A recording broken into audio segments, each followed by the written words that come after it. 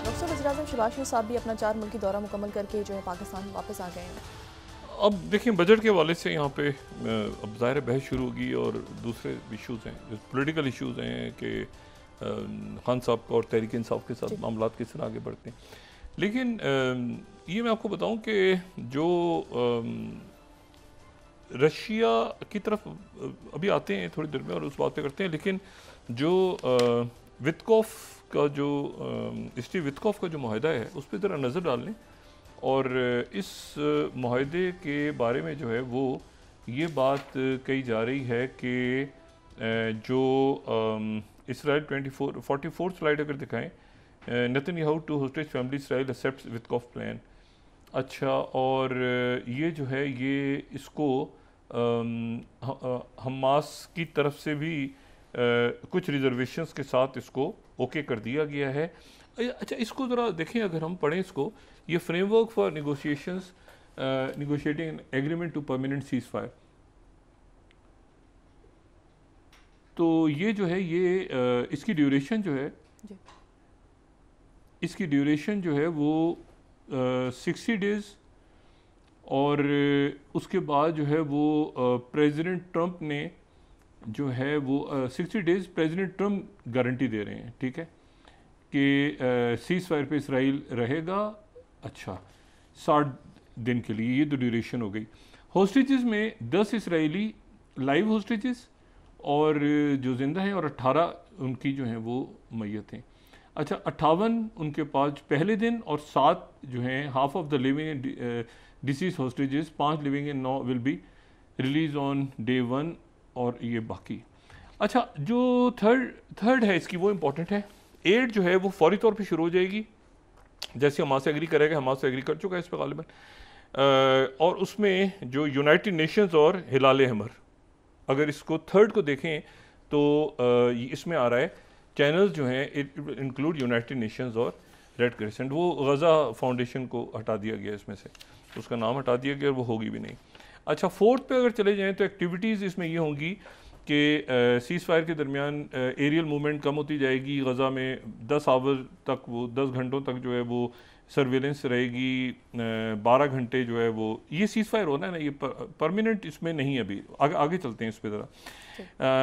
जो फ़ौज की डिप्लॉयमेंट है, पहले दिन वो शुमाली गज़ा से और नितिज़म कॉरिडोर में वो रहेगी, और आर्टिकल 3 के मुताबिक, और उसके बाद 7वें दिन से ये जो है ये सदर्न पार्ट में होनी शुरू हो जाएगी, और उसके बाद जो है ये टेक्निकल टीम्स, इसका सी क्लॉज जो है, टेक्निकल टीम्स फाइनल वर्कआउट करेंगी, और फिर उसके बाद 6 में निगोशिएशन शुरू हो जाएंगी। साथ ही छठा जो है इनका वो शुरू हो जाएंगी, मीडिएटर्स, गारंटर्स वो सारे आ जाएंगे, और कीज़ एंड टर्म्स सारी लिस्टें, होस्टेजेस की, नंबर ऑफ पैलेस्टीनियन प्रिजनर्स, अच्छा ये सारा शुरू होगा। और फिर सी इसमें इंपॉर्टेंट है, arrangements related to the day after in the Gaza strip, ठीक है ना, जो कि अच्छा, फिर announcement of a permanent seize fire, मुस्तकिल जंगबंदी की तरफ जाएंगे, डी। अच्छा, presidential support, president is serious, यानी प्रेसिडेंट ट्रंप का जिक्र हो रहा है अबाउट पार्टीज, और ये जो है ये सीज फायर पे एग्रीमेंट होगा, और ये नेगोशिएशन चलती रहेंगी, टेम्प्रेरी पे नेसेसरी होगा तो कंक्लूड होगा एग्रीमेंट, ये सारा। अच्छा, अब 8वें पे आ जाएं, ये इंपॉर्टेंट है। 8वां जो है इसकी जो शिक है उसमें, release of Palestine prisoners in exchange for release of 10 Israeli life hostages. जो कंडीशंस हैं फेज़ 1 की जनवरी 19 2025 के एग्रीमेंट के मुताबिक, तो इसराइल जो है वो 125 लाइफ सेंटेंस के प्रिजनर्स को रिलीज़ करेगा, और 1100 गज़ा के जो डेटिनीज़ हैं, जो कि जिनको डिटेन किया था 7 अक्टूबर 2023, और उसके बाद जो है वो 18 होस्टेजेस के बाद ये 180 यहाँ से मैयतें जाएंगी, वहाँ से होस्टेजेस की जो हैं वो बाकियात आएंगी, और ये सारा कुछ होगा ये इस पूरे अरसे में। अच्छा, फिर ये लिस्ट फराहम होती रहेगी सारी, ये होता रहेगा, रिमेनिंग होस्टेजेस रिलीज़ होंगे दरमियान में, ये सारा कुछ होगा। गारंटर्स कौन है इसमें? 11th गारंटर्स हैं, mediators, guarantors US, Egypt and Qatar. US, Egypt and Qatar ये गारंटी देंगे कि 60 दिन तक ये जो है ये सीज़ फायर चले, और अगर एक्सटेंशन इसकी हो जाए तो सीरियस डिस्कशंस होते रहेंगे परमानेंट सीज़ फायर के लिए। और make every effort to ensure the completion of the above mention negotiations. अच्छा, स्टीव विटकॉफ जो हैं वो रीजन में आएंगे, फाइनलाइज करेंगे इसको और प्रिजाइड ओवर करेंगे नेगोशिएशंस को। और 13वां जो है, president Trump will personally announce the cease fire agreement. अच्छा, ये जो है प्रेसिडेंट ट्रंप, जो बात पहले भी हुई थी ना कि वो खुद अनाउंस करेंगे, इस पर थोड़े से जो है वो उनको हमास का कहना ये है कि इसमें परमानेंट सीज फायर का ऐलान होना चाहिए। उनका कहना ये है कि नहीं इसमें, क्योंकि उसकी वजह ये है कि हमास का इसमें रोल रहेगा इस पूरे सीज फायर के दौरान। चूंकि यरगमाली कुछ कुछ रिहा होते जाएंगे ना, तो उन्हें रिहा कौन करेगा? हमास ही करेगी ना रिहा, तो वहाँ जंगबंदी हो जाएगी इसी दौरान। अच्छा, 1000 के करीब ट्रक रोज जाएंगे और इमदादी सामान जाएगा और वहाँ से ज़ख्मी बाहर आएंगे, वो मिस्र और बाकी जगहों पे आना जाना शुरू हो जाएगा। अब इसमें इशू ये है सारा कि हमास वहाँ पे चूँकि मौजूद रहेगी, हमास इसमें ये नहीं है कि हमास हथियार डालेगी, और ये भी नहीं है कि हमास का आगे जाके यानी ये परमानेंट सीज फायर तक जाते हैं तो हमास का कोई पॉलिटिकल रोल होगा या नहीं होगा, ये भी आम इशू है, वो इसमें नहीं है। तो हमास चूंकि रहेगी मौजूद तभी तो ये रमालियों को रिहा करेगी ना 60 दिन के आखिरी फेज तक, तो ये हमास को भी सूट कर रहा है। हमास भी कह रही है ठीक है कोई मसला नहीं है, इसमें हमें हथियार डालने का नहीं कहा, और जंगबंदी हो जाएगी तो उधर से कोई आ नहीं सकेगा। और वो उसी तरह से देखिए, प्रेसिडेंट ट्रंप ये बात पसंद नहीं करते कि ये गमालियों को रिहा किया जाए, तकरीब की जाए इस तरह से, लेकिन ये है कि वो शायद हमास वाले ना करें, शायद वैसे ही वो हैंड ओवर कर दें खामोशी से, क्योंकि इसमें ये जो टॉक्स हैं ये डायरेक्ट हुई हैं हमास के और ट्रंप इंतज़ामिया के दरमियान। ठीक है, एडन बॉयलर भी उसमें, डॉक्टर बिसरा उसमें, ये जो है वो स्टीव विटकॉफ उसमें, लेकिन उसमें इसराइल को बाहर रखा गया है। तो इसराइल को बस बताया गया है कि आपने ऐसे करना है। और प्रेसिडेंट ट्रंप की जो पिछले हफ्ते उनसे बात हुई है उसमें तलखी भी थी, उसमें जब उन्होंने कहा कि इसराइल ईरान पे हमला नहीं करोगे, उसके नतीजे में हमारे मुज़ाकरात ख़राब हो जाएंगे। अब जो इनके पास एक रास्ता है वो ये है कि ये जो है ये सारे के सारे जो है ना, इन्होंने वहाँ पर 22 के करीब इन्होंने वहाँ पर मगरबी किनारे में अपनी जो मुस्लिम क्वार्टर और आर्मीनियन क्वार्टर और यहाँ पे सेटलमेंट्स ज़्यादा करनी शुरू कर दी हैं, 22 मज़ीद सेटलमेंट्स कर दी हैं। और कहा यह है कि हमें ये गज़ा हमारे अपने लोगों को ये बताया कि गज़ा हमारे हाथ से जा रहा है, लेकिन अब जो फ़लस्तीनी जो इसराइली रियासत कायम होगी बड़ी, वो मगरबी किनारा उसका हिस्सा होगा। यानी अब ठीक है, गज़ा तो हमारे अपने लोगों को ही बता रहे हैं कि गज़ा चला गया, हमारे हाथ से चला गया, गज़ा की फिक्र नहीं कर रहे, लेकिन ये मगरबी किनारा जो है, यानी जहाँ पे मस्जिद अक्सा है, जहाँ पे बैतुल मुक़द्दस है, वो जो है वो जगह इसराइली रियासत होगी, तो यहाँ पे आबादकारी और ये बेन गेवर और ये सारे वहाँ पे उछल कूद करते फिर रहे हैं। इसी दौरान जो है, अच्छा अब यहाँ पे इम्तिहान शुरू हो रहा है, क्योंकि यहाँ पर इम्तिहान शुरू हो रहा है, यहाँ फ़लस्तीनी अथॉरिटी भी है, यहाँ हमास भी है, सारे इकट्ठे हैं, और यहाँ जॉर्डन और इजिप्ट और कतर, और अब उनका इम्तिहान शुरू हो रहा है। अभी तो उन्होंने गज़ा को सेव किया है ना, और यहाँ पर मैं आपको बताऊँ कि रोल शुरू होगा टर्की का, और यहाँ रोल शुरू होगा सऊदी अरेबिया का, और वो रोल शुरू होगा एक तो जॉर्डन, ठीक है, और फिर उसके बाद ये ज़हन में रखें कि टर्की अगर डायरेक्ट नहीं भी बात करेगा ना इनसे, सेऊनियों से, तो टर्की और सऊदी अरेबिया जाएंगे थ्रू अहमद शरा। ठीक है, थ्रू अहमद शरा वो तबीयत साफ़ करेंगे, ज़रूरी नहीं कि वो डायरेक्ट करें, वो अहमद शरा जो है वो गोलान की पहाड़ियों पे अहमद शरा है ना, अभी तो ये तासुर है कि अहमद शरा जो है वो उनको अमेरिका ने भी तस्लीम कर लिया, बाकी मुल्कों को भी तस्लीम कर लिया, लेकिन ज़हन में रखें कि अहमद शरा को यहाँ पे लाया कौन है? टर्की और सऊदी अरेबिया, और बाकी मुल्कों ने भी, सब ने फिर एक्सेप्ट कर लिया उनको, और अब लीग में शरीक हैं, वो ट्रंप से मिले हैं, ट्रंप से मिले हैं, ठीक है ना। तो उनका जो है वो पूरा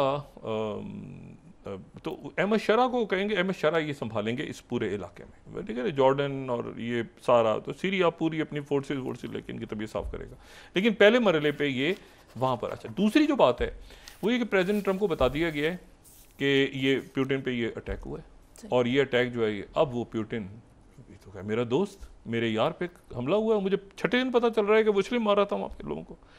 अब जनाब ज़ेलेंस्की साहब को एक तो वो उधर से तौरस रुक गया पूरा, ठीक है, यूरोप खुश था कि ये टैरिफ हटे हैं तो जान छूटी है, मुसीबत क्या, पूरी मईशत हमारी ऊपर नीचे हो रही है। अब वो फिर टैरिफ लग गए दोबारा, और वो लगे और प्रेसिडेंट ट्रंप ने अदालत के पूरा जो इन्होंने सोशल ट्रुथ पे 500 अल्फाज का डाला है मैसेज, इतना लंबा मैसेज है कि उसको पढ़ के ऐसा लग रहा है कि किताब लिखी हुई है। तो वो जो है वो अब उसमें इशू ये है कि ज़ेलेंस्की को इन्होंने कहा कि तुम वहाँ पे भेजो और 2 तारीख को वहाँ पे जाओ और मुज़ाकरात करो। कहाँ पे? इस्तांबुल में। अच्छा, बहुत फ़ाल है तुर्की हमारा दोस्त मुल्क, बहुत फ़ाल है कि किसी तरह से मीटिंग हो जाए वहाँ पर, यूक्रेन और रशिया की मीटिंग हो जाए और उसमें जंगबंदी हो जाए, और जंगबंदी के बाद फिर एक मुलाकात हो जाए जो कि प्रेसिडेंट उर्दगन, पुतिन और प्रेसिडेंट ट्रंप को दावत दे आने की। यानी वो जो ट्रंप कह रहे थे ना, मैं तुर्की जाना चाह रहा हूँ, मैं तुर्की जाना चाह रहा हूँ, पुतिन हाँ नहीं कर रहा। तो आज उनकी तरफ से जो है ना वो एक आप समझें कि एक फीलर सा उनकी तरफ से आया है कि उन्होंने एक उनके जो दिमित्री पेस्कोव हैं, उन्होंने एक वहाँ से बात की है। तास को अगर हम यहाँ पे दिखा सकें, अभी 1 मिनट में मैं निकालता हूँ। तो तास को उन्होंने ये कहा है कि हम रेडी हैं, हम जाने के लिए वहाँ पे, और लेकिन ये कि हमारी हाँ ये 29 Kremlin names conditions for Ukraine talks between Putin, Zelensky and Trump. अब ये बड़ी इंटरेस्टिंग बात है, कंडीशंस रख दी हैं रशिया ने पुतिन, ज़ेलेंस्की और ट्रंप के दरमियान मुलाकात, और कहाँ पे होगी? इस्तांबुल में होगी। और ये वो है जो वहाँ के जो टर्की के जो वज़ीर ख़ारजा हैं हिकन फिदान, जो अभी मौजूद थे यूक्रेन में भी और मॉस्को में भी। तो इन्होंने ये बात की तो मॉस्को ने ना नहीं किया, कंडीशन रख दी हैं, लेकिन कहा ये कि 2 तारीख को जो मीटिंग होगी उसके जो नताइज होंगे उस पर इन्हिसार होगा कि क्या पुतिन और ट्रंप की मुलाकात होनी चाहिए इस्तांबुल में इस वक्त, क्योंकि रशिया जीत रहा है। रशिया जीत रहा है। रशिया के जीतने से आप तसव्वुर करें कि यहाँ पे होगा क्या यूरोप में। मुझे नहीं पता कि यूरोप डिवाइड होगा मुख्तलिफ कैंप्स में, नेटो का क्या हाल बनेगा। मतलब यूक्रेन की शिकस्त कोई मामूली बात नहीं है। कंडीशंस क्या उन्होंने रखी हैं कि एक तो यहाँ पे अच्छा, कीथ केलॉग ने आज कह दिया कि नेटो की ईस्टवर्ड एक्सपेंशन, ये तारीखी दिन कीथ केलॉग कह रहे हैं कि नेटो की जो एक्सपेंशन है, ईस्टवर्ड एक्सपेंशन, वो गलत है। ठीक है, वो गलत है, और पुतिन का मौक़िफ़ हमेशा से सही रहा है, हमारा नेटो का गलत रहा है। और इसको कीव के मीडिया को कोट कर देते हैं 30th, NATO expansion fair concern for Putin. ये जो एक्सपेंशन होती रही है ना जॉर्जिया में और ईस्टर्न यूरोप में, ये पुतिन का बिल्कुल ठीक कंसर्न है। ये कीथ के लोग कह रहे हैं। यानी शुरू करें आप वो 90 की दहाई से शुरू करें, और फिर उसके बाद जब पहली सदी शुरू होती है और फिर जॉर्जिया तक कई मुल्क शामिल हो, वो कहते हैं पुतिन का कंसर्न बिल्कुल ठीक है, ईस्टवर्ड एक्सपेंशन होनी नहीं चाहिए थी नेटो की। भाई जो मुल्क चले गए उनको क्या बनेगा? देखिए ना, तो ये इन्होंने जो है बिल्कुल आज जो है वो इन्होंने ये बयान देके तो बिल्कुल वो अजीब सूरत हाल बना दी कि ईस्टवर्ड एक्सपेंशन जो है वो गलत है। दूसरी बात ये है कि 14,000 ट्रूप्स और 100 बैलिस्टिक मिसाइल्स, एक रिपोर्ट आई है, और मिलियंस ऑफ जो म्यूनिशंस हैं वो दिए गए नॉर्थ कोरिया ने रशिया को दिए इस पूरे अरसे में। और रशिया में एक तकरीब हुई है, उसमें $1,95,000 का इनाम दिया गया। 37वीं स्लाइड, 12 रशियन फाइटर्स को जिन्होंने F-16 गिराया था। ये 37वीं स्लाइड तास में पूरी तकरीब में उन्होंने जो है ये 1,95,000। अच्छा, अब जो उन्होंने ऐलान भी कर दिया, वही व्लादिमीर मेदिंस्की आ रहे हैं वहाँ पे, ये 2 तारीख को मीटिंग है इस्तांबुल में। और मेमोरेंडम उन्होंने दे दिया है। मेमोरेंडम क्या है? वो 4 इलाकों को तस्लीम करोगे, नेटो को लाओगे नहीं, वो अच्छा सीज़फायर नहीं होने जा रहा अभी। सीज़फायर, इसमें सीज़फायर नहीं है, अभी टॉक्स हैं। सीज़फायर वो कह रहे हैं कि ये सीज़फायर जो है ये उस वक्त होगा जब ये आप कंडीशन सारी मानेंगे, और मजीद आगे बढ़ते जा रहे हैं रशिया बढ़ते। रशिया का अपर हैंड है ना, जो आप मैदान में जंग जीते हुए हैं, तो उस पर आप क्यों सुनेंगे ज़ेलेंस्की की? क्यों ज़ेलेंस्की की सुनेंगे? मुझे बताया ना, टैरिफ फिर आ गए तो फिर वही दोबारा इकोनॉमीज़ हैं, यूरोप के मुल्क हैं ज़बरदस्त, उनकी अपनी इकोनॉमीज़ का फार राइट वहाँ पे आगे आई है। ये जहन में रखें कि फार राइट की पार्टियाँ जो हैं वो सिर्फ ये जो दूसरे मुल्कों से लोग आ रहे हैं ना, नॉन यूरोपियन कंट्रीज से इमिग्रेंट्स, उनके अगेंस्ट नहीं है। ये यूक्रेन और ये जंगों के नतीजे में भी बहुत ज़्यादा यहाँ से बहुत ज़्यादा जो इमिग्रेंट्स हैं वो बहुत ज़्यादा पहुँचे हैं और यहाँ से अनसेफ होकर लोग अब शिफ्ट हो रहे हैं सेंट्रल यूरोप में या बाकी जगहों पे, क्योंकि नेटो और ईयू का फ्यूचर जो है वो अब ये ब्लॉक्स में डिवाइड होगा। ठीक है, ये जो जंग है ना, ये बहुत कुछ, अगर ये रशिया जीत जाता है ना जंग, और साथ ही आप देखें कि चाइना, और ये चाइना पाकिस्तान, और फिर पाकिस्तान तुर्किया, और पाकिस्तान ईरान, और पाकिस्तान अफ़गानिस्तान, सफारती ताल्लुकात, सफ़ीर के लेवल पे एलिवेशन हो रहा है, ये पूरा जो एक दुनिया का एक ब्लॉक बन रहा है।